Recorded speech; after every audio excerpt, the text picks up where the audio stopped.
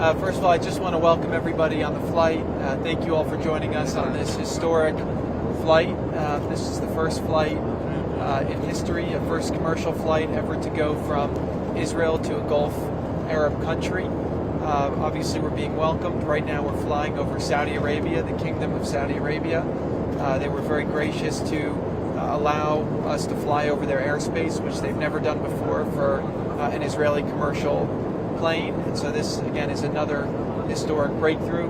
But I think that all of this is hopefully a manifestation of what is possible in the Middle East. We're seeing today, over the last years, people have spoken about all of the bad things that have happened in the Middle East and all of the conflict and the chaos and the division that has existed for the last decades.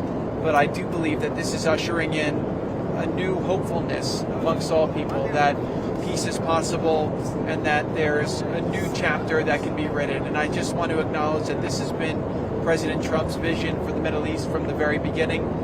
He's had to do a lot of unconventional things. He's moved a lot of plates around, but as you see, the results speak for themselves. And so President Trump has shown today that he could bring people together, and it also took great leadership between the Crown Prince Mohammed bin Zayed and Prime Minister Bibi Netanyahu. And while the leadership did a great job, this piece is something that's being very, very warmly welcomed by all the people. The people want to get together very quickly. There's a lot of people who want to do cultural exchange, who want to do business, and they want to live their lives. And so that's what makes me very hopeful, and did from the beginning about the Middle East, is that the people were in a different place from the politicians, and they were in a different place from what all the experts were telling us the region had to be. So I come today to you very, very hopeful and optimistic about what's possible, and just thank you all for joining us on this historic journey.